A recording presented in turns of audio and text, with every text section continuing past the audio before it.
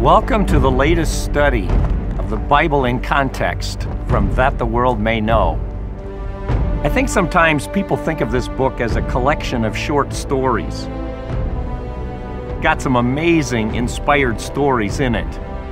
But if you think about it, each of those stories is part of a much greater story, one story, of a God who created the universe, then entrusted it to his human partners to care for it. They were unfaithful, and it began its descent back into chaos and sin. But God didn't give up on his creation. He decided to redeem it, this great plan of his, using human partners in that redemption. Oh, to be sure, he will empower them with his Spirit and direct them with his book and support them in a community of faithful people. But God chose human partners, people who would be a light to the nations, people who would make his name known, people who would make disciples of all the nations. Bible characters who explained why they were acting faithfully because they wanted the world to know that there is a God. We'll start this study in the desert, as God did. He found Israel in the desert, he said. Characters like Abraham and Sarah, who were desert nomads, as God gave Israel that mission to make him known. Then we'll join Jesus in his world. See how he became the foundation stone, the capstone, the central focus of that plan of redemption that God had. We'll even go to Rome and hear how that good news of Jesus, that Jesus is Savior and Lord, confronts the gospel of imperial Rome. Then we'll join Paul in cities like Thessaloniki and Philippi, Athens and Corinth, and discover the implications of God's plan of redemption for a very pagan world. Let's go first to the desert of the NEGEV with Abraham and Sarah and discover the kind of partners God is looking for in this plan of redemption. Come, let's go see.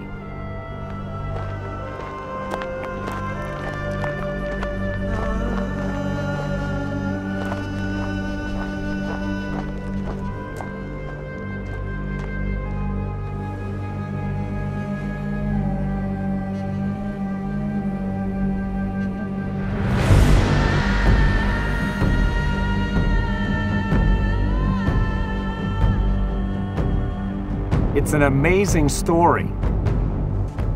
When the time came for God to begin working out his plan to redeem a broken world, he started in the desert. I found my people in a desert land, a vast and terrible wasteland, he will say. And he chose two people, Abraham and Sarah, wealthy people by the standards of their culture. But by our standards, he started pretty simply. And yet he found two people who had a passion for him and a desire to be his partner, to become a blessing to all the nations of the world. They're also an invitation to us to join that plan, to become God's partners today. And in a sense, to join a 4,000-year-old journey, the journey of God's story.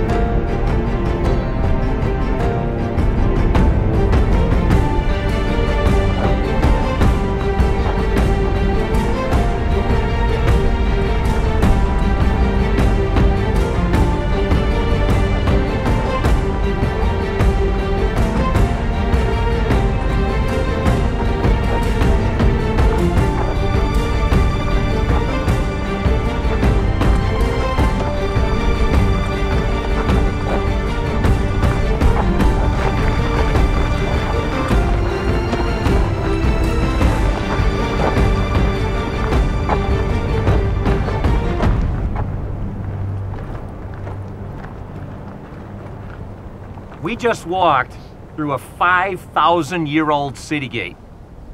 We're in the desert of the NEGEV, the flat area in the southern part of Israel, the desert where the patriarchs lived. There's a flat plateau here. On this end stands this city, sort of as a sentry, and the city of Beersheba on the other end. This city is called ARAD, A-R-A-D, and we're in what's called the early bronze. Think 3,500 to 2,500 BC. This part of the city does actually have a bit of biblical history. When the Israelites came out of Egypt and were wandering in the desert to the south, this city, the king of this city and his army attacked the Israelites, and they were defeated in the south. Our interest, though, is here, because this city was here when Abraham lived not too far from here. And I think this city has a place that can teach us what God was already training his people through his servant Abraham. So come, let's go see.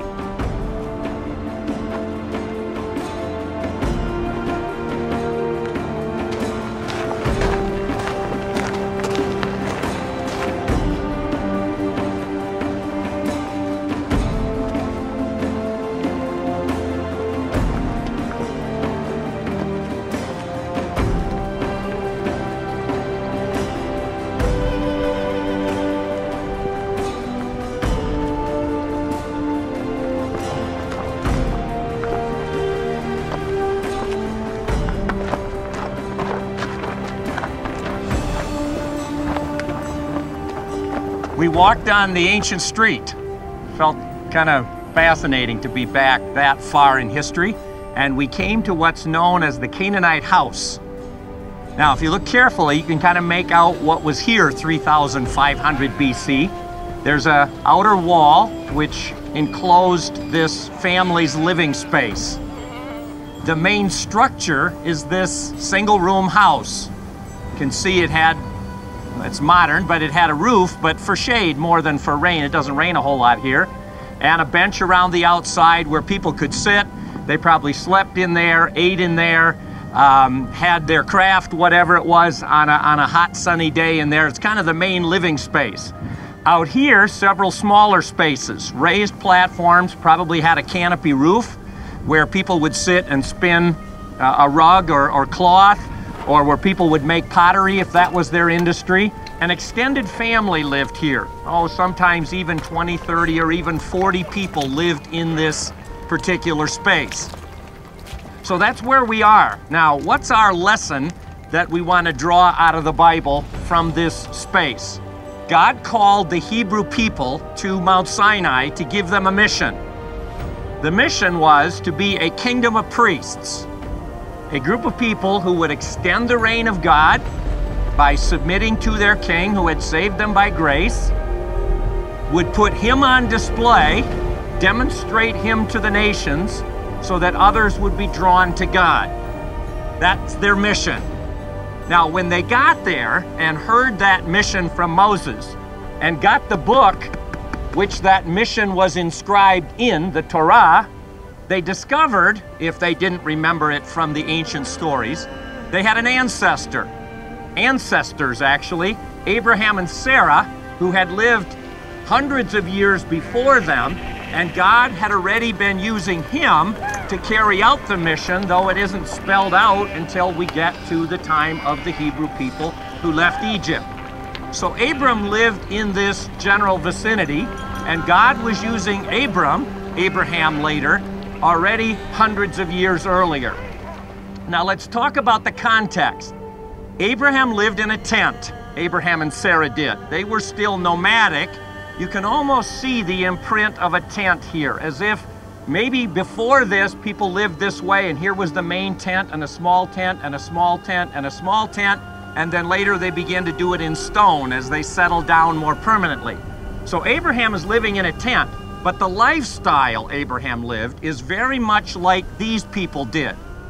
They were what we call a patriarchal society. Now, a central idea in patriarchal society is the idea of redeem. Redeem. Say goel. Goel means to redeem. Now, what does redeem mean? Well, obviously, it's a Bible word. In Exodus, God says, I will redeem you with a mighty arm. Or in Isaiah, it says, say to Israel, do not fear, I have redeemed you. Or to John the Baptist's father, Zechariah, praise to the Lord, the God of Israel, for he has come and redeemed his people. Now notice all three of those before Jesus is born. So what is this redeem business that God is doing? Well, believe it or not, in spite of the fact that it has religious content in the Bible, redeem is not a religious idea at its origin. Redeem is a patriarchal idea, an idea in patriarchal society. Let me show you how it works. Let's imagine we're a family living in this house. I'll be the patriarch for the sake of our story. Several of you, my sons, wives have married in and joined us. Others of you are children. My younger brothers live with us, an extended family, and I'm the patriarch. Now, my responsibility is to take care of all your needs. Whatever resources we have, they all come to me, every dime. My job is to make sure your needs are met. That you're fed, clothed, housed, that the family is comfortable as best I can provide. That's my job. Now, if one of you gets marginalized, let's imagine one of you is captured by an enemy, or one of you somehow, because of an injury, is out there somewhere in need. My job is to bring you back into the patriarchal household. The patriarchal household is called the Father's house. Say Beit Av. Beit Av. The Father's house, the house of the Father. My job as patriarch is to find the marginalized person and bring you back in so that your needs continue to be met. Whatever it takes, I'm going to do that. Even, for example, let's imagine that one of you loses a piece of family property because of an economic setback. My job is to take my resources, to go out and find who's got the property, buy the property, and restore it back to the family household. My job is to keep the household intact. Now, that restoring to the household is what the word redeem means. To redeem is to take someone who's for whatever reason gone outside the household and do whatever it takes to bring you back in. That's the concept of redeem. So if God is thinking along those terms when he says, I am Israel's Redeemer, he's thinking, you guys are alienated from the Father's house, from my family.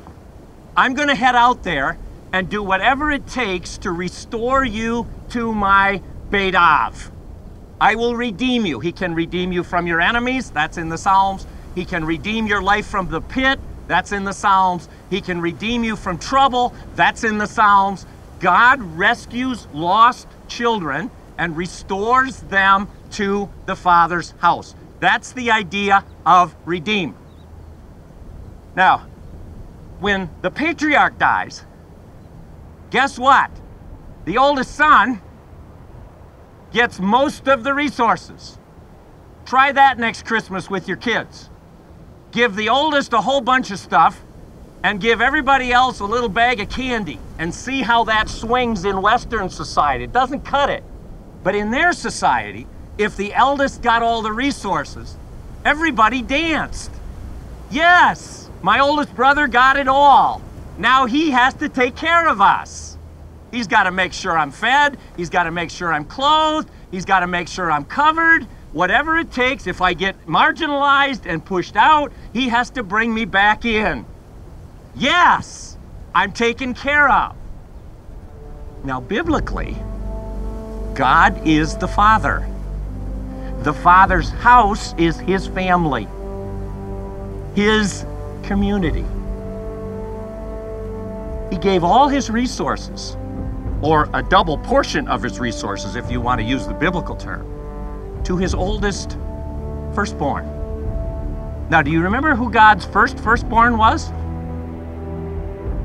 People want to say Jesus. No. In Exodus, God's firstborn is Israel. Hey, Israel, I'm going to give you way more resources than any of the other nations in the world. You know why? Because I want you to bring my lost children back into the Father's house. So Israel got all these blessings not because God liked them more than somebody else, or God played favorites and he picked them instead of the Dutch. God picked Israel to say, you're the oldest son, take care of everybody else. Bring them back in. That's redeemed.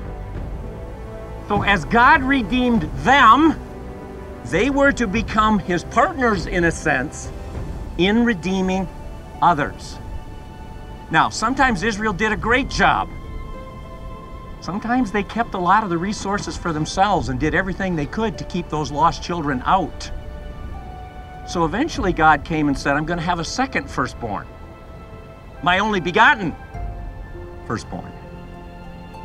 And Jesus came with all the resources of his heavenly Father as the very Son of God. For what? To bring all his lost children back into the Father's house. He lived. He died to pay off enormous debt, our sin. And then he said, I'm going to go prepare a place in my Father's house. Beit Av, I'll entrust you with the resources. Your job, go looking for my lost family members. Redeem them in the blood of my Son. Now notice redeem doesn't simply mean save them so they go to heaven someday. Oh, that's a big debt that has to be paid. Without that, you can't get back into the Father's house. But redeem means bring them back into the family. Now, let's think of a couple Bible examples, and our time is so short. Think Abraham and Lot. Why is Abraham responsible for this nephew of his that's a big pain? Well, because it's a family member. So Lot gets kidnapped. Abraham raises an army and goes after him. Why? Because he loves Lot? Maybe he does. That's not why he goes. He goes after Lot because he's responsible to bring that lost person back in. So he rescues him from great danger. How about Ruth and Naomi? You remember the story? Israelite husband and wife, 2 sons, famine, head off to Moab. While they're there, the husband dies, and the 2 sons die after marrying Moabite girls, Ruth and Orpah. But do you understand the tragedy in a patriarchal society? Your connection to the family is the patriarch. Naomi's got no connection. Naomi's marginalized. She's the widow. She's the orphan. She's the unborn. She's the elderly. She's the alien. She's the person who's outside the family of God. And she's got no way back in. She heads back to Bethlehem. I always thought she went home to sit on the family property. That property is gone. She can't get it back. She's got nothing. But there's a Redeemer. His name is Boaz. And God raises him up, and you know what he does? He goes out first and he buys the property back. It may have cost him a fortune, and guess what? He gives the property to Naomi and to the child he and Ruth produce. Now that property belongs to the child. That's not Boaz's property. He just gave it away.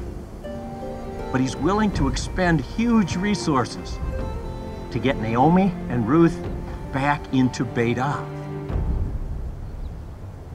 Or think about the prophet Hosea. Here's the holy man in a town of 250 people, I'm guessing. And God comes to him one day and says, go down to the house of prostitution. Pick out one and marry her.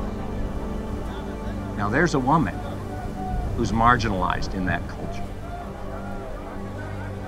And he comes home with Gomer. someone his neighbors all knew way too well. And she's got family. She bears him 3 children. She's in the community.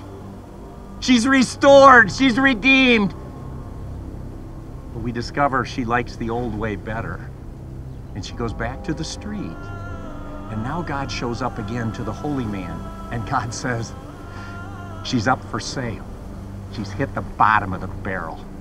Go pay the debt and buy her back. My wife? Yeah. And there he stands in front of his neighbors, bidding on Gomer. Why? To pay her debt and bring her back and restore her to Beit Av.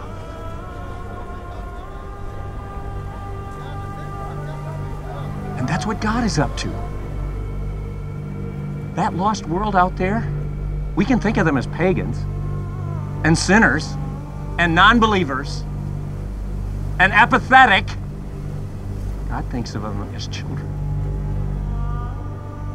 who are in trouble and in debt. And his son was willing to die. Be shamed in front of the whole community. Get them back. And he turns to his family and says, will you help me? Will you help me? Will you bring back my lost children, please?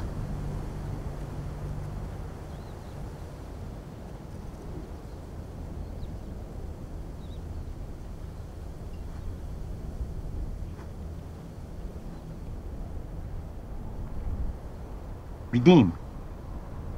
That's what God's up to. Does it mean be saved? Yes. That's the debt that has to be paid first of all. But it's bigger than that.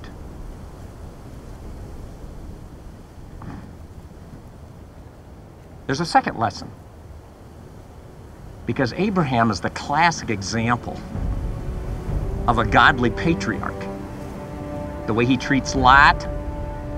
But notice it goes much deeper than that. It's one thing to care about your family, even if it's the black sheep you don't care much for. What about when it's a total stranger? Remember the story? Abraham's sitting in the tent, the hottest part of the day, and he sees 3 strangers coming across the field in the distance. Strangers. Now you're given an insight in the text. Who are those 3? 2 angels and God. Does Abraham know this? No. They're 3 people he's never seen and will never see again. What does he do? This old man gets up, are you ready? And he runs. I've been in this culture a lot. I've talked to a lot of people who live in this culture. I've never met anybody who's ever seen an old man in a robe run. That is shameful. Old men don't run. It's undignified and dishonorable. There are 3 old men who run in the Bible. One is Abraham, one is Esau to meet Jacob, and the other the father of the prodigal. Abraham will shame himself to bring in 3 strangers. And then it says he bowed down and called them Lord. My Lord, let me wash your feet. Boy, I know somebody else who's going to go there. And then he got up and said, please, let me prepare something to eat. Begins to prepare. Actually, it says he ran to the flock. You know, there's an aside here. Does anyone remember what's in the chapter before? In the chapter before, I don't know how to say this, Abraham's been circumcised. Now I know why he's sitting in the tent. I'm not sure exactly how he ran. He's willing to run shamefully and in pain for 3 total strangers. Fall down in front of them, wash their feet, and then invite them for dinner. He turns to Sarah and says, are you ready? Prepare 3 seahs. 3 seahs of flour. Of the finest flour. Now, finest flour means wheat flour. That's the expensive stuff. It's the really good steak you keep in the back of the fridge for your anniversary coming up. And when I show up to dinner, I don't think you serve me that one. That's the special one. Sarah, get them the best we got.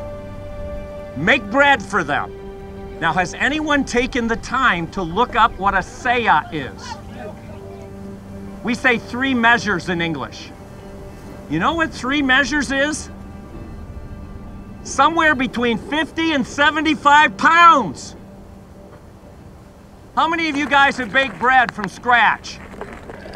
How many of you have seen it baked from scratch? How long would it take you to make 75 pounds of flour into bread? He has her bake enough bread for those 3 guys to last for 3 months. 75 pounds for 3 strangers he'll never see again.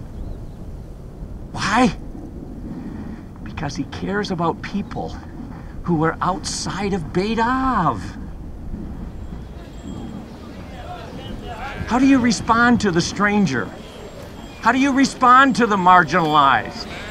How do you respond to the alien, the widow, the orphan, the child of a single parent, the imprisoned person? How do you respond? Do you run, even if it shames you?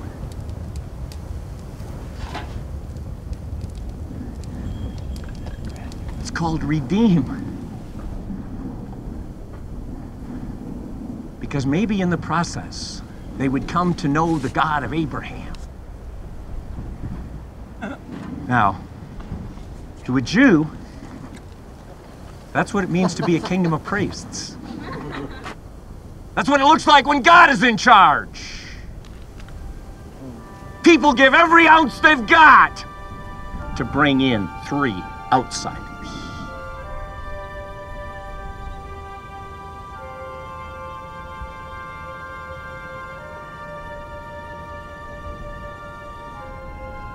You ready for this?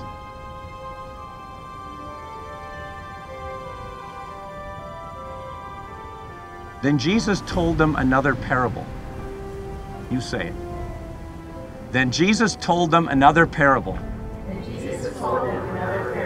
The kingdom of heaven, is like a woman, who took yeast and mixed it with 75 pounds of flour. 75 pounds of flour. He uses the same number. And every Jew in that biblically literate audience knew at that moment that Jesus was saying, the kingdom of heaven, which I came to bring, is just like Abraham and Sarah. There's the mission. How much flour will you prepare for the next homeless person you drive past?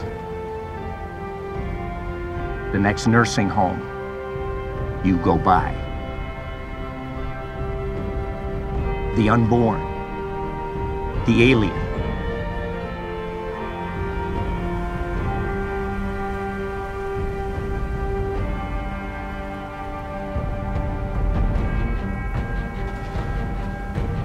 This is what you are to say to Israel. Do not fear. I have redeemed you. Praise be to the Lord, the God of Israel, for he has come and redeemed his people. Your mission, Israel, and by the grace of God, followers of Jesus, go show them.